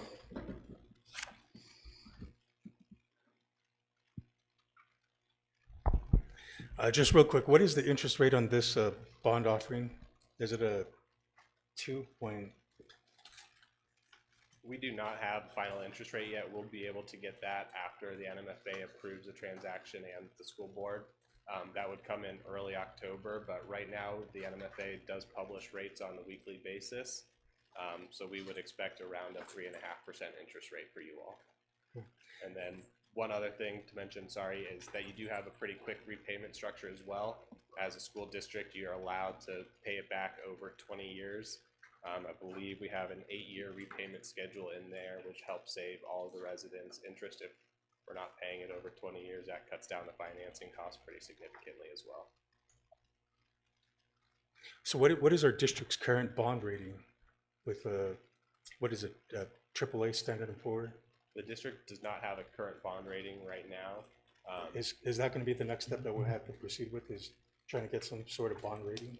You would not need to if we choose to sell the bonds through the Finance Authority. That was something we talked to Stacy about, and Superintendent Carlson, was just the different methods and how we can sell the bonds. And if we do choose to go to a public market sale, there are some added legal costs that get factored into it. You do need to go out and get, or we would recommend you go out and get a bond rating. The New Mexico Finance Authority, because they would be purchasing them directly, they do not require a bond rating.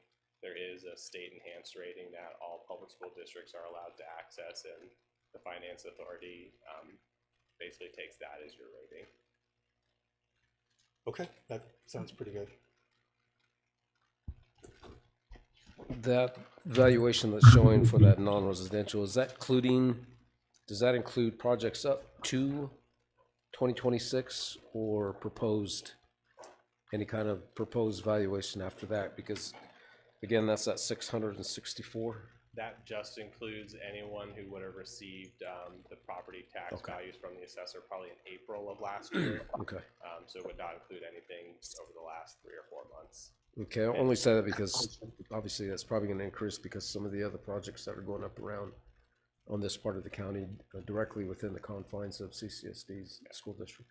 And those businesses or residents, anyone who does, move in mid-year and start paying taxes would be taxed at the same rate. So if we do see an increase in valuation over the year, that's what's happened to you all in the past, where you have that pretty significant valuation that causes you to collect extra debt service money. Not that you overtax the residents, but because the value is set based on a static dollar amount for the tax rates, and then the base grows, you end up bringing in more revenue and could pay off the bonds a little bit early. Okay. So obviously economic development is good in this instance for us to be able to do that then. Yes, sir. Very good. Just real quick, my question is going to be more about bond prices and interest rates. Right now, what is going to be the sort of impact on bond prices if there's a shift nationally on bond prices and also interest rates?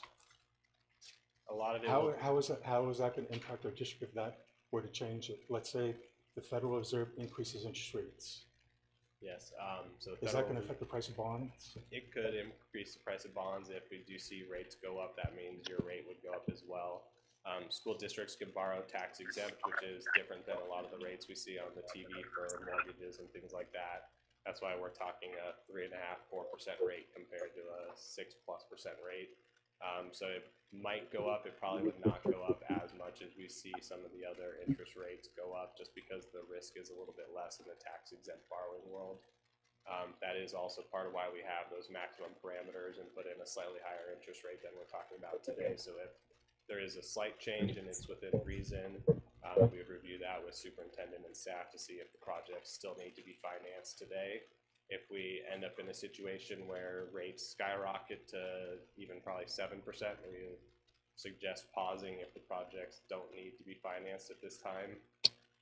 And then like a mortgage, you have that ability to prepay bonds generally and refinance if we did have to finance at a bad time and rates went down in the future. And with this bond offering, is it going to be sold as one big package, or is it going to be divvied up into tranches? The $15 million will be sold as one package, and the remaining $5 million will be sold as that second tranche, all as part of the original $20 million that the voters have approved. Okay, thank you. All right, so you did mention when you came up that this is a correlation between B and C, correct? Sorry? You mentioned the correlation between item B and item C. Yes. Okay, because I neglected to say that when I called you up, so I'm glad you did. So under item B, there's a consideration of approval of a resolution authorizing and approving submission of a completed application for financial assistance and project approval to the New Mexico Finance Authority. And I believe we all have that, correct? Is that up there? Would you post that, please?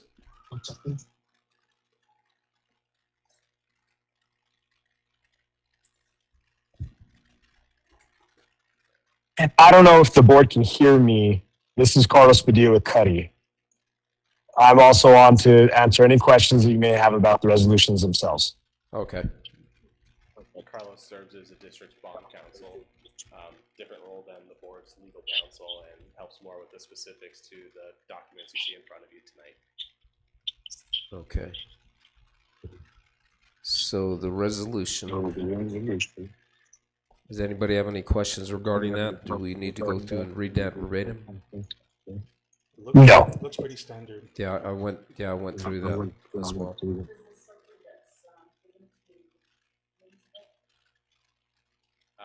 This resolution is produced by the New Mexico Finance Authority. All the public school districts who submit an application use the same resolution. And I believe it should be word for word to the one that the school board saw for the education technology note last year. I don't think they've changed. So it is a standardized document.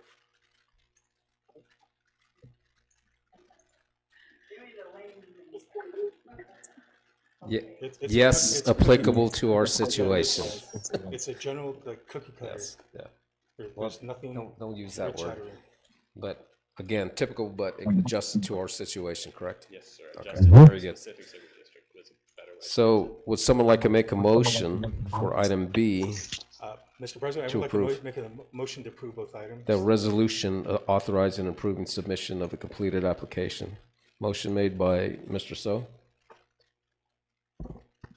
Second, Second, I second. I believe Ms. Aspis did that. And a voter roll call, Ms. Haskey, Yes. Ms. Matoya, Yes. Mr. So, Yes. Ms. Aspis, Yes. and myself. It is approved. And then item C, consideration of and approval of the resolution authorizing the sale of school bonds, establishing procedures for the sale and delivery of the bonds, authorizing and approving submission of a complete application for financial assistance and project approval to the New Mexico Finance Authority, other matters related to the issuance of the bonds. Someone like to make a motion? I would like to make a motion to approve. Thank you, Mr. So. I Second? second. Thank you, Ms. Haskey. Voter roll call, Ms. Haskey, Yes. Ms. Matoya, Show your mask is secure before helping. Mr. So, Yes. Ms. Aspis, Yes. and myself. That's fine. It's approved. Thank you all. Have a good evening. No, thank you. I appreciate it, and thank you for being patient with us. And drive safe, please. Thank you all very, very much. Thank you. All right, on to item 9, executive session. A, convene executive session discussion. Whoa, Nope. did I jump? I'm sorry. Oh, my Jeezies. My bad. You're beginning. I apologize. Mr. President, I will make a motion to convene an executive session as listed on the agenda. Well, actually, no, we forgot Miss Westbrook. Oh, okay. We'll retract that for now. I'll withdraw, yes. Please proceed with the Purple Star School certification process information application by Miss Westbrook and Pedro Larrivas. Daryl DeMay, Mr. DeMay? Just two of you? Proceed, please. My apologies. Good evening, Board President Montoya, members of the board, Superintendent Carlson, our directors, and our online community. Thank you for having us tonight. We are presenting, I'm actually going to turn it over to Chief Larribas to present. Chief Larribas heads our JROTC with First Sergeant DeMay at Kirtland Central High School. And Superintendent Carlson shared this with the high schools pursuing the Purple Star request to be a Purple Star school. This is the first. Okay. This is normally this distinction is offered to schools that are connected to military service. There are 3 schools in the state of New Mexico that have this designation. This year, the state of New Mexico opened it up to schools that do not have a military connection but do service veterans, honor military service, and those in our community. So I'm going to turn it over to Chief Larribas, who will talk more about the application process and the resolution and application. Thank you so much for having me here today, Mr. Montoya, board members, superintendent, everybody here in the room. This is something that we hope to bring to Kirtland Central High School. Just to say I know it's purple and gold, but we didn't choose those colors, although it's too dear to us. Yeah, right. It is, the program started in 2015 in the state of Ohio. And since then, it's gone national across all the states. And we want to bring it home here to CCSD, showing that our support, our campus in particular believes that understanding the sacrifices of our nation's service members, their children, those that are in our program, in our school district, our program brings character, leadership, and a strong sense of community service. So being designated as a Purple Star school, there's a process we have to go through. And if we go to the next page.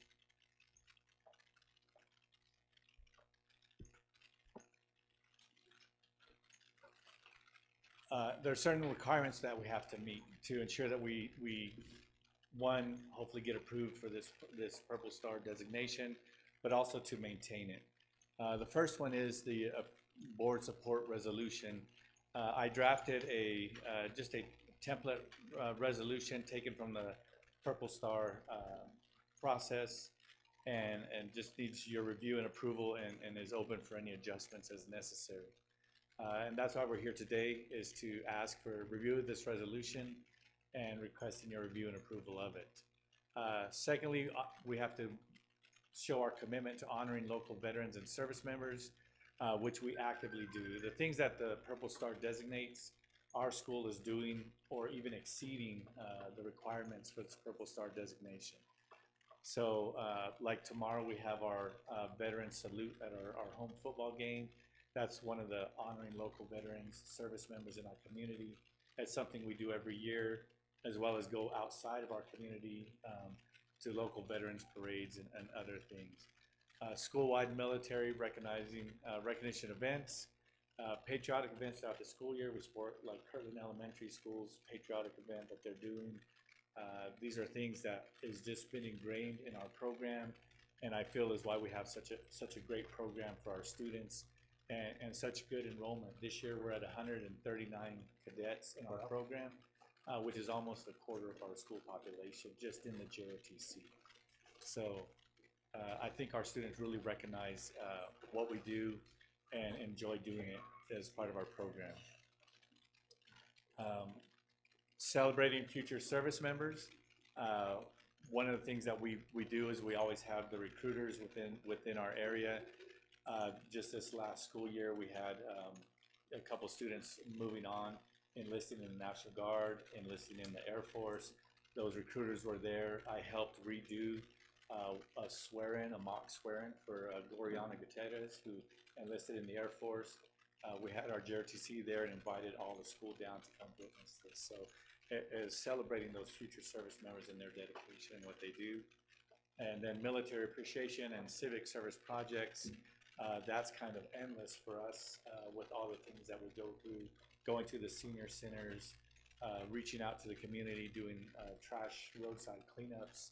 Our projects just go on. And now being a part of CTE has just continued to, it has gotten better and better for our program, working that military pathway. So here we have the board resolution, and it's pending your review and approval, and it is open for any adjustments. It was kind of just the standard template taken from the Purple Star program for a school that is supporting military, but is not, how they worded it, not directly connected to military connected students, but still servicing that military fund. So open to any questions. I just want to add that this is our second year with our JROTC being part of the CTE pathways under the military and law enforcement program of study.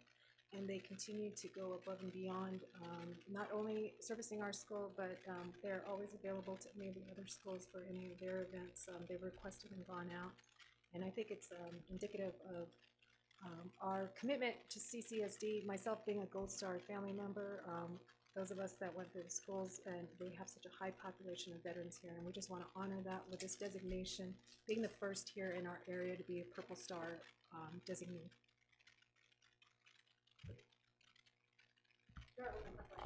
Many questions from the board, Ms. Haskey? I don't have any questions, but as a veteran and as a Blue Star mom, I think it's good.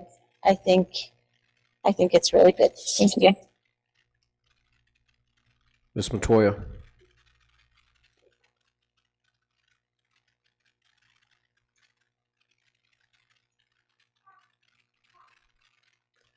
Mr. So. I don't have any questions except to express my support for this item resolution. Thank you. Ms. Aspis.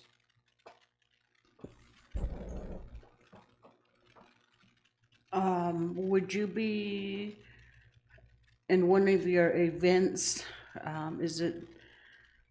Would it be part of your outreach, like for Gold Star mothers too? We have supported the Gold Star families like Clifton Yazzie Mhm. doing that as well. So anyone that reaches out to us, we've supported the Blue Star mothers. I'm a part of a Blue Star family as well. I have two sons currently Mhm. serving. So anytime that they would reach out to us, we would go above and beyond to support them. Okay, yeah, I think this past 4th of July was a big celebration with 250th, and I did what I could, as far as providing candy for the parade and for Gold Star mothers. But that's something that I think we could do as a district, with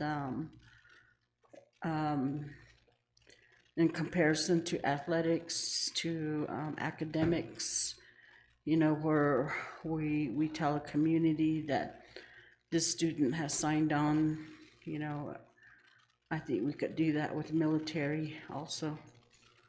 That, they're going on to whatever branch of military service. And you're right there, and so I think that would be great, and I really like to see it grow, because in our area as well, I think the original code talkers, they've pretty much gone, and but you still have some that were part of that, and be good to honor those, and then even the other, like Korean War and things like that. Thank you. So I appreciate, one, the fact that this is a absolute wonderful opportunity for the school district and Kirtland for what you do over there, Chief. I really appreciate that. I really do. And just as you, I have a son that's in the military, and he's currently fighting fires north of Spokane. He volunteered his services. It's going to be up there for, I think, about 30 days. I'm trying to put that fire out. In fact, he called me the other day and said they're about 70% contained. So I know this board is very supportive of that. And at one point in time, we had 3 veterans serving on the board. So this is absolutely positive. I really appreciate it.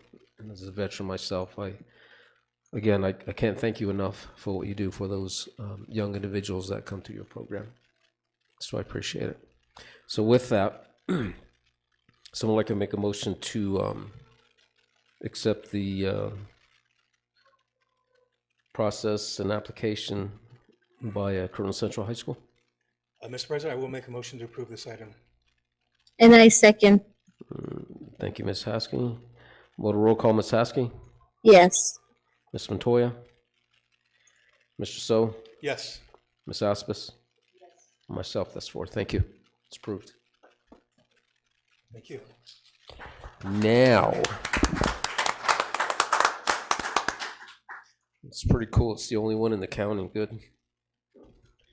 Item 9, executive session. A, convene an executive session discussion on certain purchases subject to competitive sealed proposals solicited pursuant to the procurement code as permitted under NMSA 1978, Section 10-15-1H6 of the New Mexico Open Meetings Act. Someone like to make a motion to convene. I will make a motion to convene an executive session as listed on the agenda. Thank you. Second. I second. Ms. Aspis, very good. And vote a roll call. Ms. Haskey? Yes. Mr. So, Yes. Ms. Aspas, Yes. and myself, that's 4. The time is 8:21.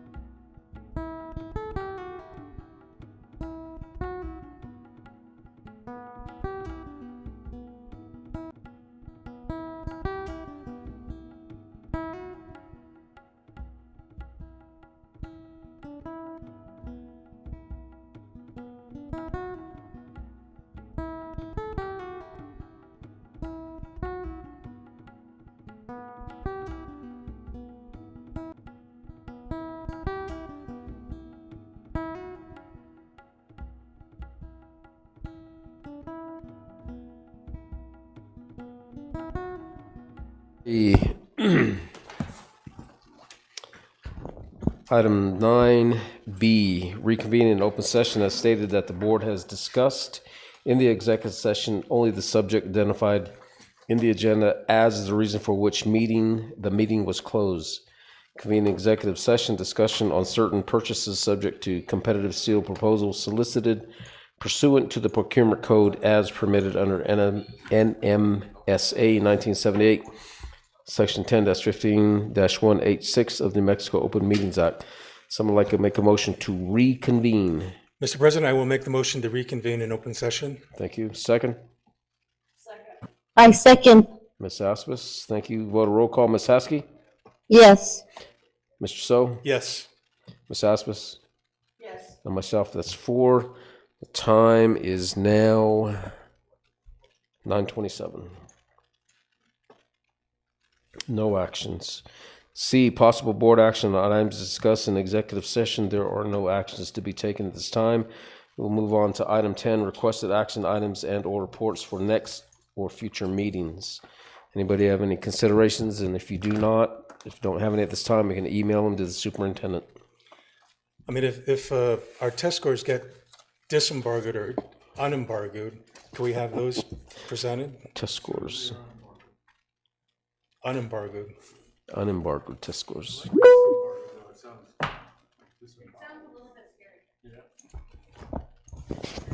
Ms. Haskey, do you have anything?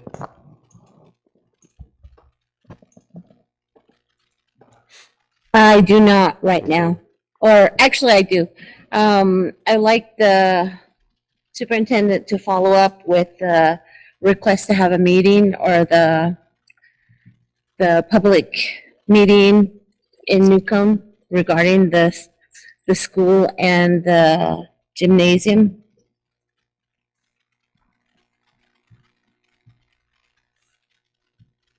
Okay. Noted. Thank you. Ms. Aspis, anything?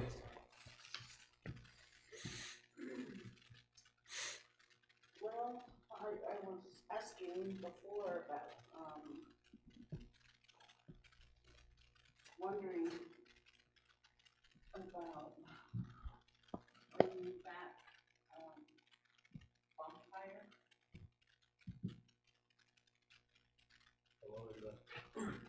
That would be allowing the high schools to incorporate bonfires during homecomings. And certainly they can have that discussion. Or we can have the discussion, open discussion. We could set that on the agenda. I didn't think so either, but we can certainly look at it, especially from a litigious standpoint with the lawyer. I don't know. I mean, back in the day, you know, they used to have that, and then I don't know what happened. But I'm just wondering. It's just a thought. But again, we could just have that open discussion with the lawyer as well too. And then.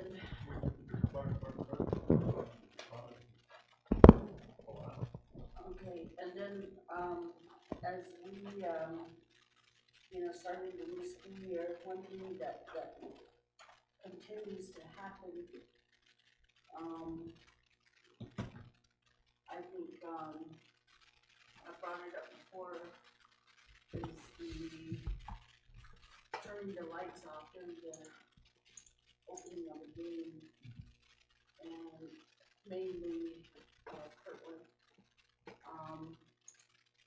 At first, it was asking for some type of, you know, statement saying that the lights are gonna go off. It only happened once. After that, it didn't happen again. But, you know, we talk about liability, there's no handrails on those, stairs there in City Kirkland, so we can't have that. We can't have that. I mean, and I hate to be the one to say it, but, you know, there's a lot of older people that attend the games and, you know, we've been following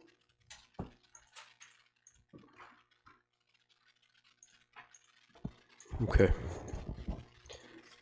All right, nothing further. Again, if you have anything further, just Wait, I do. I have a request. go ahead.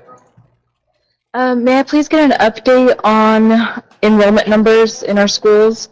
And of those, how many students we have that are special ed at our schools and the number of EAs that we have currently supporting those students? Okay, actually, we're going to have that those numbers presented tomorrow. Oh, great. Thank you. Thank you. All right, so if there's nothing further, we'll move to item 11, adjournment. Someone like to do a motion? I make the motion to adjourn. Mr. So is second. I second. Is that Ms. Montoya? Right? Yes. Okay. Yep. Vote roll call. Ms. Haskey? Yes. Ms. Montoya? Yes. Mr. So? Yes. Ms. Aspis? Yes. And myself.